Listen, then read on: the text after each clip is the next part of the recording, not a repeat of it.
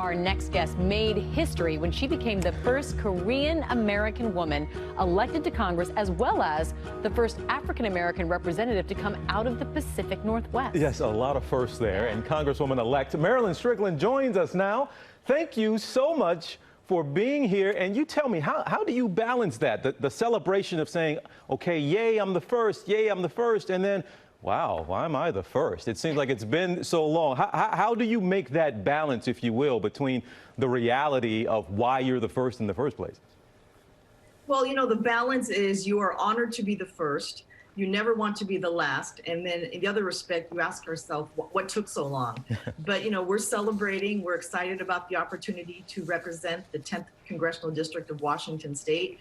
But it has been a whirlwind since the election because you're just immersed in getting ready to set up your office here in the district in Washington, D.C. We'll be going to Washington, D.C. to start our freshman orientation later this week. And so it's been very busy. But as I say, it's just an honor and a privilege to have earned this. Well, a big congratulations to you, Congresswoman-elect. And I want to let our viewers know a little bit about your story. You were born in Seoul, Korea. Your father, a member of the U.S. Army, met your mother while he was stationed there. I'm curious what your mother, your Korean mother, thinks about you, her daughter, being the first Korean representative in the U.S. Congress. What has she had to say about all of this?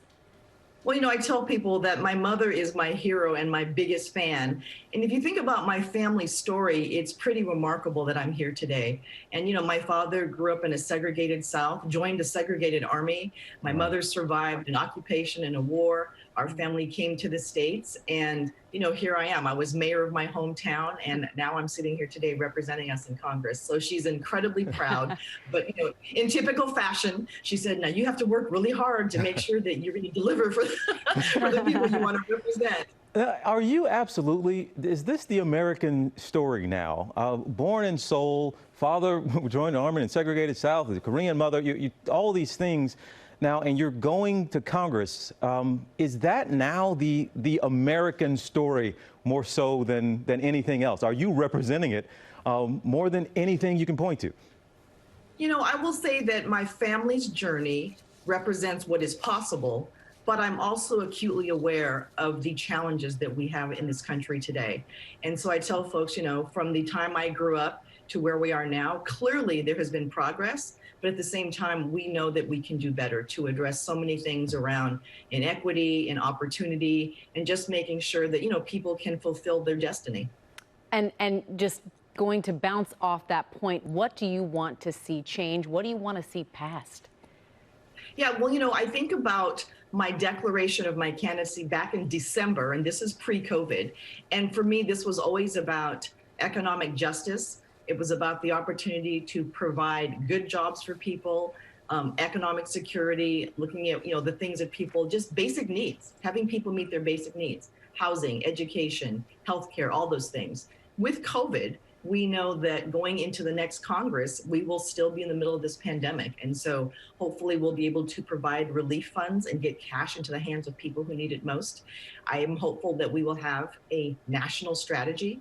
And I say that because, you know, we've kind of had this random 50-state strategy and we need a national plan and maybe even something that says we need to all mask up for a while. Do you see the election as a mandate, or do you see it just as another example, just highlighting just how split this country is right now? You know, I mean, you know, Joe Biden won by 5 million votes, so you can't dispute that.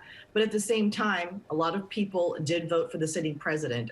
And so, yes, we're divided, but the challenges that we face cross all boundaries, all political spectrums. And so I'm hopeful that with a Biden administration and this incoming Congress that we're able to make progress and do the jobs that the American people want us to do. Congresswoman-elect, you know that not much has gotten done. If you could get one thing done, what would it be?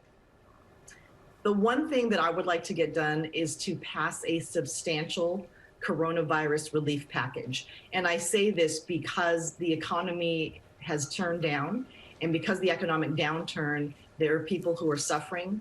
I come from local government, and now that city budgets have been decimated, we know that kids are not in school because their parents don't feel safe sending them there, and educators can't come back in the classroom.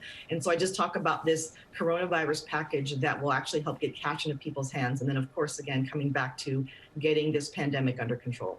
Well, Congresswoman-elect, Robach and I feel like we're sending you off to college because you have a freshman orientation coming up. You have to find a place to live, heading to Washington. So congratulations. Good luck on all of it. But really, congratulations on a history-making win. All right, and thank you for having me. Well, hey there, GMA fans. Robin Roberts here. Thanks for checking out our YouTube channel. Lots of great stuff here. So go on, click the subscribe button right over here to get more of awesome videos and content from GMA every day, anytime. We thank you for watching, and we'll see you in the morning on GMA.